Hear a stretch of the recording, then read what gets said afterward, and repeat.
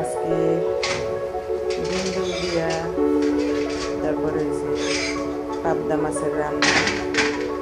আসসালামু আলাইকুম গাইস, কেমন আছেন? আশা করি ভালো আছেন। আমিও ভালো আছি।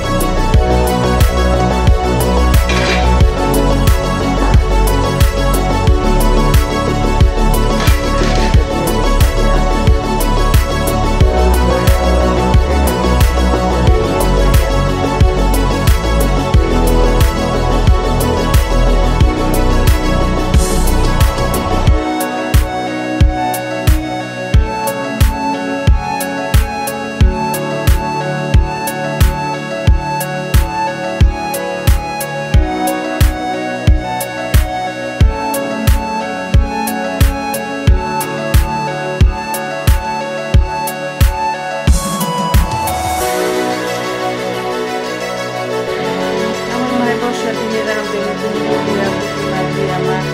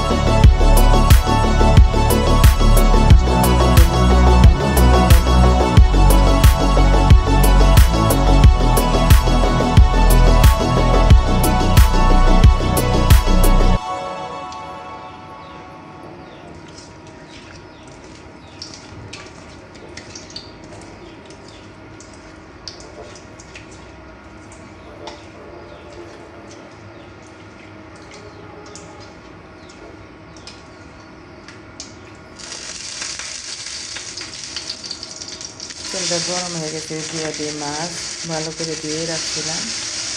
ফ্রিজের মাছ কাটাকুটি করে রাখছি আরেকদিন।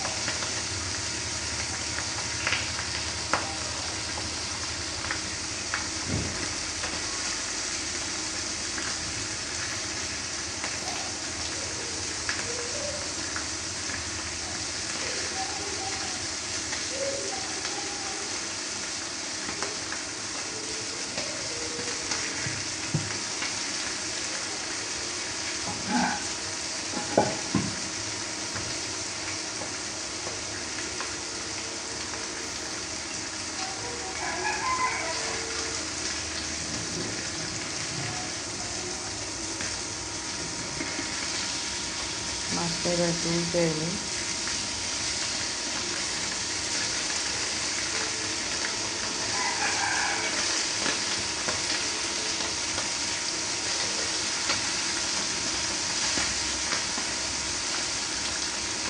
মাছটা একটু হলুদ আর এসে লবণ দিয়ে ভাজবেন আপনারা, তাহলে মাছটা বেশি হয় না, এই যে কড়াইয়ের মধ্যে লাগিয়ে যায় না। কড়াইটা একটু তাপ দিয়া তারপর একটু লবণ ছিটাই দিলে তেলের সাথে, আর একটু হলুদ আর লবণ দিয়ে মাখায় মাছটা ভাজতে হয়। ভাজলে তাহলে মাছটা ভাঙে না, লাগিয়ে যায় কত কড়াইয়ের মধ্যে। এই সিস্টেমে আপনারা করে দেখেন। আর যারা রান্না পারে এরা তো সবই পারে। একটু হলুদ মরিচটা দিলে আর কি মাছের ভিতরে ঢোকে। তারপর তরকারির মধ্যে একটু ঝালটা বেশি দিলে ঢুকে যায়, যখন রান্না করে মশলাপাতি মাছের সাথে মিশে যায়। এবার পাতিলটা বসাই দিলাম কড়াইয়ের মধ্যে।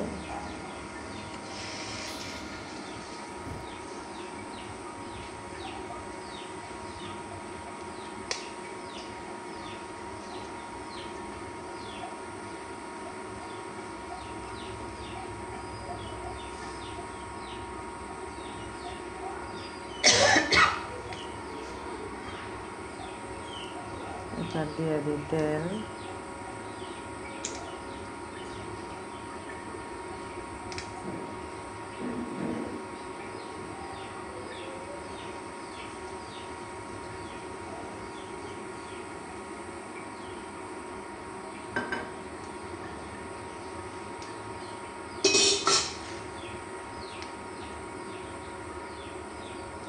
দিয়ে দিই কাঁচামরিচ কাটা, পেঁয়াজ কাটা, কাঁচামরিচ কাটা। আমার ছাদের মধ্যে কয়েকটা মরিচের গাছ আছে, আর বছরও খাইছি মরিচ। এই গাছটি রোদের মধ্যে মইরা গেছিল, আবার সাইডটা পানি দিয়ে দিছি সুন্দর, আবার মরিচ হয়েছে গাছের মধ্যে। এই মরিচগুলো যে সাদা মরিচগুলো হয়, ওই মরিচের গাছ আছে আমার ছাদে। এটা হচ্ছে আমার গ্রামের বাড়ি, আমাদের গ্রামের বাড়ি। আমার বলতে দুনিয়ার মধ্যে কিছু নাই, আমাদের সবাই।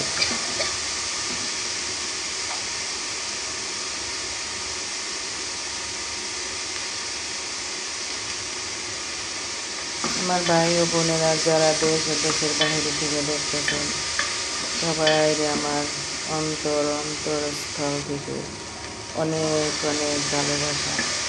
আমার ভিডিওগুলো এমনি বড়ো ভিডিও এই জন্য আমি করি না, মানে বড়ো একটা সাইডটা করতে পারি না, খুব সমস্যা হয়ে যায়। এই জন্য আমি একবারে দিয়ে দিলাম ভিডিওটা, মানে যা উঠেছি তাই দিয়ে দিছি, কাটাছাটি করি নাই।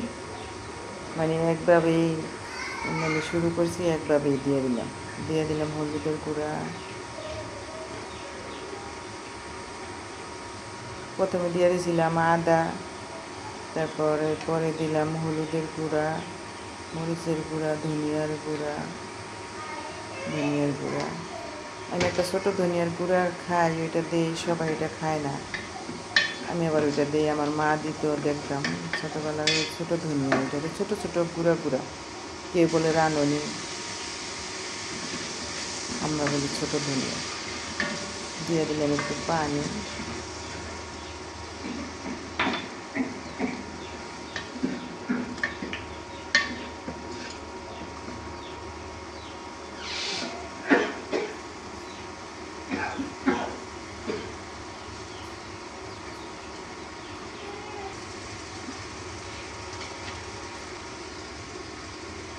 এবার দিয়ে দিব ধুন্দুল আর আলু কাটে রাখা আলু আর ধুন্দুল কাটে রাখা।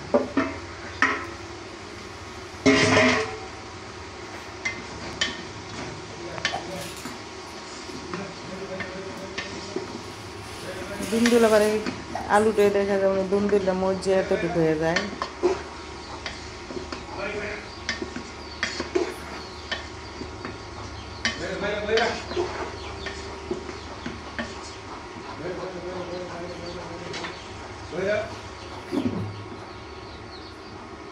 দিয়ে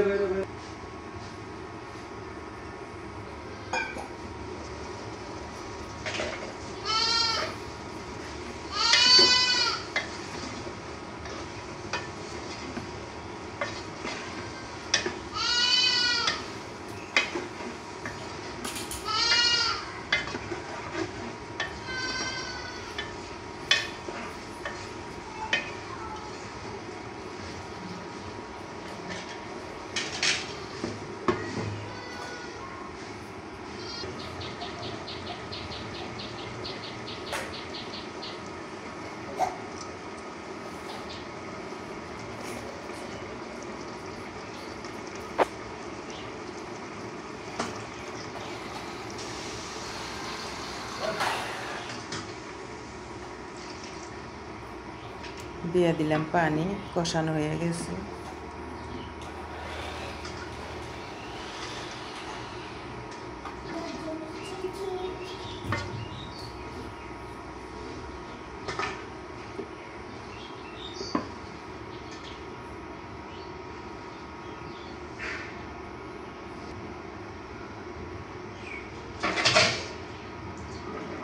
এবার দিয়ে দিই মাছ।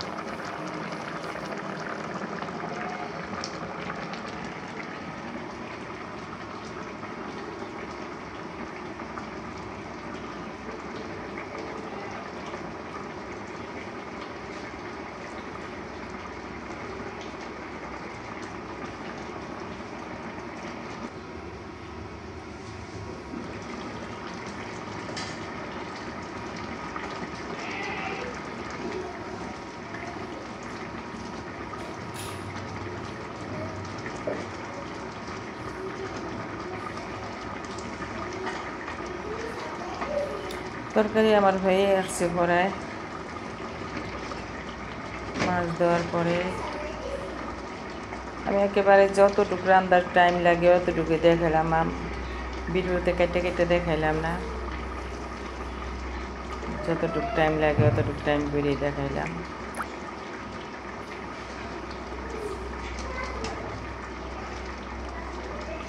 দিয়ে দিলাম একটু জিরা ভাজা। আমি আবার এই তরকারির মধ্যে আবার আদার বাটাটা একটু বেশি খাই। আদা বাটাটা খাইলে মানে কি জানি না, একটু গ্যাসেরই কম, মানুষে খালি কয় গ্যাস গ্যাস। আদা খাইলে গ্যাসেরইটা কম থাকে, এই জন্য আমি আদা বাটাটা বেশি খাই। একটু আদা রসুন জিরা একসাথে বাইটটা নিই। হয়ে গেছে আমার তরকারি।